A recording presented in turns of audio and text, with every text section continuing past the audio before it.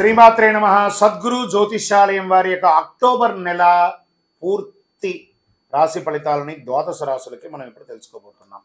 ఈ జ్యోతిషాస్త్రం అనేది పడుతున్న వర్షానికి ఒక గొడుగు మాత్రమే కానీ జ్యోతిష్యం జీవితం కాదు. బాగా గుర్తుపెట్టుకోండి. మీరు మిమ్మల్ని నమ్మండి, మీ కులదైవాన్ని నమ్మండి, మీ ఇష్టదైవాన్ని నమ్మండి.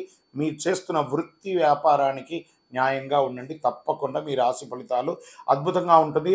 సకల దేవతలు మీకు అనుగ్రహిస్తారు. ఇంకా కొంతమంది లేదండి, కొంచెం మానసికంగా మేము ఒత్తిడిగా ఉన్నాము అనుకున్న వాళ్ళు మీ పరిసర ప్రాంతాల్లో ఉన్నటువంటి సద్గురువులను సంప్రదించి మీ యొక్క జ్యోతిష్యాన్ని తెలుసుకోండి. లేదా మా ద్వారా తెలుసుకోవాలనుకుంటున్నారా? దయచేసి చెప్తున్నాను, అర్ధరాత్రి కాల్ చేయడం మానేయండి.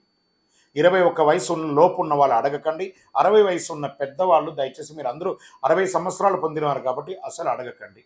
ఇల్లీగల్ అఫైర్స్ వద్దు, ఆర్థికమైనటువంటి సమస్యలు వద్దు, విద్యార్థులు అసలు చేయకండి. ఎవరు తెలుసుకోవాలి? నాకు వివాహం కావాలి, నాకు వ్యాపారం బాగుందా, ఉద్యోగం బాగుందా, నా కుటుంబం బాగుందా, ఇలాంటి ప్రశ్నలు అడగండి. ఈ నెల అక్టోబర్ నెలలో ఎలా ఉందో ఒక్కొక్కటిగా మనం చూసుకుంటూ వెళ్తాం. జ్యోతిష్ శాస్త్రరీత్యా ద్వాదశ రాశుల్లో ముందుగా మొట్టమొదటిది మేషరాశి. అశ్విని నక్షత్రం 1, 2, 3, 4 పాదాలు, భరణి నక్షత్రం 1, 2, 3, 4 పాదములు, కృతికా నక్షత్రం మొదటి పాదంలో జన్మించిన మేషరాశి మిత్రులారా, ఈ నెల మీకు శరన్నవరాత్రి, విజయదశమి శుభాకాంక్షలు మరియు దీపావళి శుభాకాంక్షలతో ఈ యొక్క కార్యక్రమంలో మనం ప్రియమైనటువంటి మేషరాశి మిత్రులారా, మీకు ఈ నెల మొత్తం కాస్త ఓపిక పట్టాలండి. మీరు కాస్త మిశ్రమంగా ఉందని చెప్పచ్చు. ఉద్యోగం, సహ ఉద్యోగులు మీ సలహా మేరకు నడుచుకుంటారు, కానీ మీరు ఇబ్బంది పడతారు. మీరు ఎన్నో రోజులుగా కోరుకుంటున్నటువంటి ట్రాన్స్ఫర్స్ కొంచెం ఆగే అవకాశాలు ఉన్నాయి. మాసు ద్వితీయంలో సహకరిస్తారు. ఆశించిన పదవి, మీరు కోరుకున్న ట్రాన్స్ఫర్స్ వస్తాయి. జీతాల పెరుగుదల కోసం మీరు పెట్టిన అర్జీ మొదటి అర్ధభాగంలో కాకపోవచ్చు, రెండో అర్ధభాగంలో అయ్యే అవకాశం ఉంది. ఉద్యోగం, కొంతమందికి విదేశాలకి వెళ్ళాలి అనుకున్న వారికి ఇది ఒక మంచి సమయం అనుకోవచ్చు. అక్టోబర్ 15 తర్వాత మీరు ప్రయత్నం చేస్తాం. ఆర్థికంగా ఈ నెల హెచ్చు తగ్గులు చాలా ఎక్కువ ఉంటాయి. అనుకోని ఆదాయం వచ్చి, వాస్తవానికి పండగలు వస్తున్నాయి కదా, ఖర్చే 100% ఒప్పుకుంటాను. కాస్త దాన్ని జాగ్రత్త పడండి. అనుకోని ఆదాయం వచ్చే అవకాశం కూడా ఉందండోయ్. మళ్ళీ అది కూడా ఉంది. వృత్తి వ్యాపారంలో స్థిరత్వం కలిగి వ్యాపారానికి సంబంధించి పెద్ద పెట్టుబడులకి దూరంగా ఉండండి. న్యూ ఇన్వెస్ట్మెంట్స్కి దూరంగా ఉండండి. దూర ప్రయాణాలు అవకాశం ఉంటే నివారించండి, ఆపుకోండి. భాగస్వామ్యం అంటే పార్ట్నర్షిప్ ఒప్పందాలు కొన్ని రోజులు దూరంగా ఉండండి. ఉద్యోగం చేసే మహిళలకి ఇది ఒక మంచి సమయం చెప్పచ్చు. నెలాఖరులో ఉత్సాహకరంగా ఉంటుంది. తల్లిదండ్రులతో విభేదాలన్నీ కూడా తొలగిపోతాయి. స్వదేశీ ఆస్తికి సంబంధించి ఎన్నో రోజులుగా ఇబ్బంది పడుతున్న ఎన్ఆర్ఐస్కి తొందరపాటు నిర్ణయాలు ఏది తీసుకోకండి. ఇది కొంచెం ఆలస్యమయ్యే అవకాశాలు ఉన్నాయి. భార్యాభర్తల మధ్య మాస ద్వితీయంలో అన్యోన్యత పెరుగుతుంది. సోదరులతో కొన్ని విభేదాలు ఉంటే అవి కూడా తొలగిపోయే అవకాశాలు ఉన్నాయి. కుటుంబంలో శుభకార్యాలకి శ్రీకారం చుడతారు. బంధువులతో సమన్వయం అవుతారు. స్థిరాస్తి పంపకాలు, ధనలాభం ఎందు అనుకూలత ఉంటుంది. దూర ప్రయాణాల్లో వాహనాలు ఇబ్బంది వచ్చే అవకాశాలు ఉన్నాయి, జాగ్రత్త. చోర భయం, వాహనములు పోవట మొదలగు నష్టాలు వచ్చే అవకాశాలు ఉన్నాయి. అధిక శ్రమ ఉంటుంది, ఫలితం తక్కువ ఉంటుంది. ఆరోగ్యం గురించి చాలా జాగ్రత్తగా ఉండాలి. వైద్య చికిత్స చేసుకోవాల్సి వస్తుంది. ఒక శస్త్రచికిత్స కూడా అయ్యే అవకాశాలు ఉన్నాయి. రక్త సంబంధిత సమస్యలు, అసమానతలు, గుండెలో మంట, ఇలాంటివి కూడా ఉంటుంది. విద్యార్థులు చాలా కష్టపడి చదవాల్సినటువంటి ఒక నెల. విదేశాలకు వెళ్ళేటప్పుడు మీ వస్తువులు చాలా జాగ్రత్తగా చూసుకోండి విద్యార్థులు. షేర్ మార్కెట్లో ఈ నెల ముట్టుకోకుండా ఉండడమే మంచిది. వ్యవసాయదారులకి చాలా బాగుంటుంది. మీడియా రంగం వారికి మిశ్రమం. ఐటీ రంగం వారికి ప్రెషర్ ప్రెషర్ ప్రెషర్. వివాహం కాని వారికి గెట్ రెడీ. మీకు రాకుమారుడు, మీకు ఒక రారాజు, స్త్రీ పురుషులు ఇరువురికి కూడా రాబోతున్నారు. గెట్ రెడీగా ఉండి.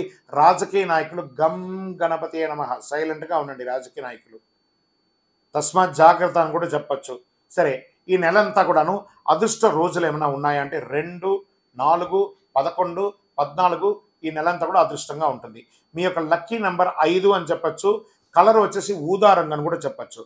ఈ నెల చంద్రాష్టమం అక్టోబర్ 6 సాయంత్రం నుండి 7, 8, 9 ఉదయం వరకు కూడా చంద్రాష్టమం ఉంటుంది. చాలా జాగ్రత్తగా ఉండండి. ఈ 2.5 రోజులు మౌనంగా ఉండండి. ఏ విధమైనటువంటి దస్తావేజులు సంతకం పెట్టకండి, ఎవరితో గట్టిగా మాట్లాడకండి, జాగ్రత్తగా ఉండండి. వాహనం నడిపేటప్పుడు కూడా చాలా జాగ్రత్తగా ఉండండి. సరే, చంద్రాష్టమం ఇది. మీకు పరిహారం ఏమైనా ఉందా దీనికంటే?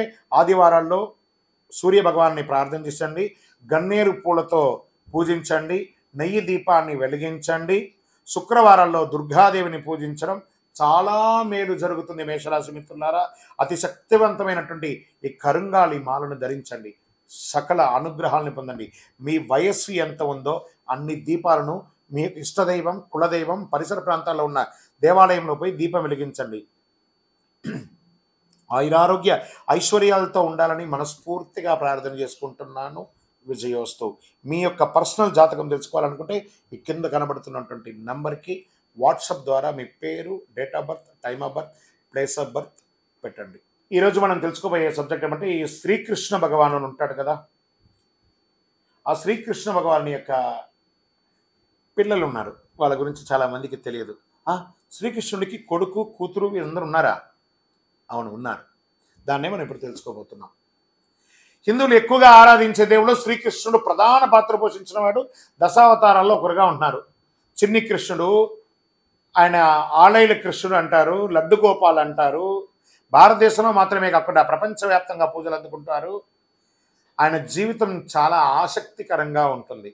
కన్నయ్య చిన్నప్పుడు ఎంతో చలాకీగా ఉండేవాడు.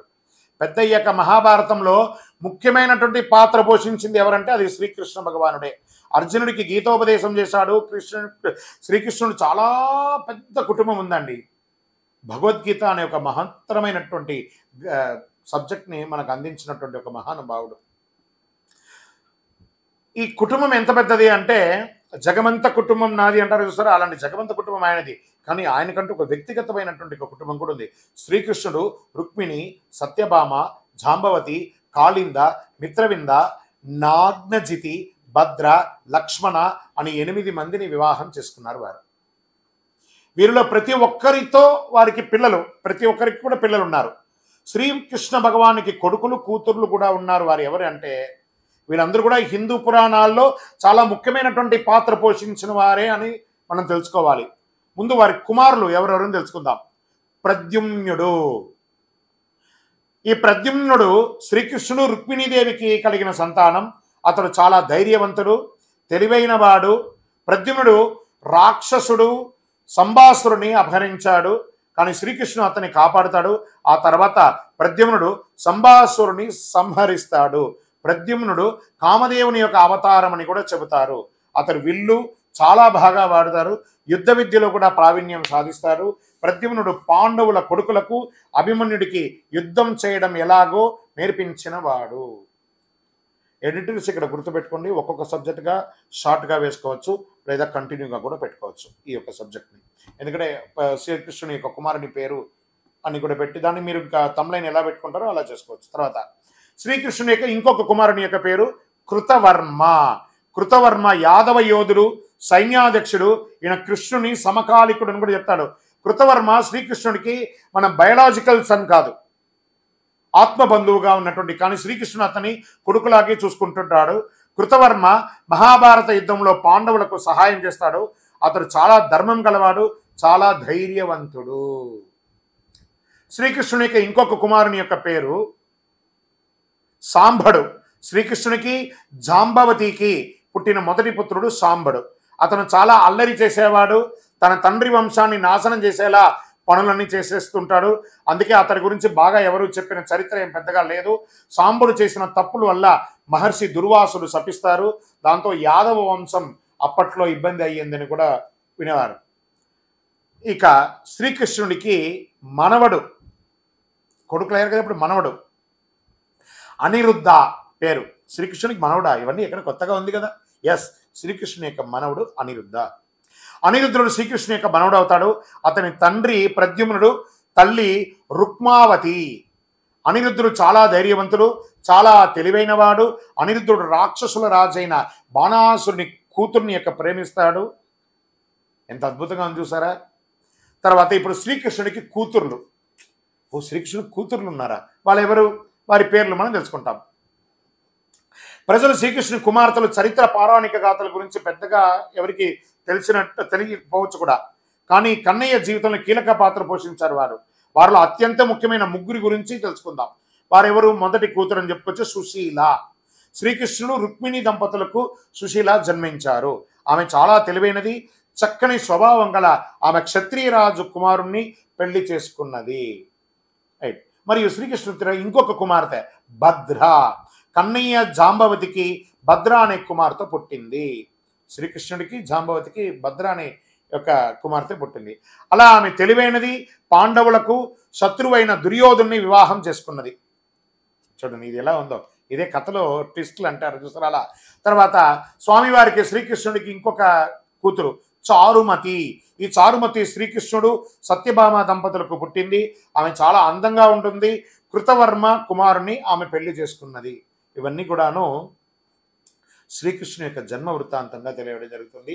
ఇది అందరూ కూడా దాచిపెట్టుకోండి, వింటూ ఉండండి. మీ పిల్లలకి నెక్స్ట్ జనరేషన్కి ఇవన్నీ తెలియజేయండి. మీరు అందరూ కూడా క్షేమంగా ఉండాలని అఖిలాండ కోటి బ్రహ్మాండ నాయకుడు శ్రీ ధర్మశాస్త్ర అయ్యప్ప స్వామి వారి యొక్క 18 అవతారాల దేవాలయం జీవకొండ తిరుపతిలో మీకోసం ప్రార్థన చేస్తుంటాం. మీరు కూడా ఒక్కసారి తిరుపతి దర్శనానికి రండి. విజయోస్తు.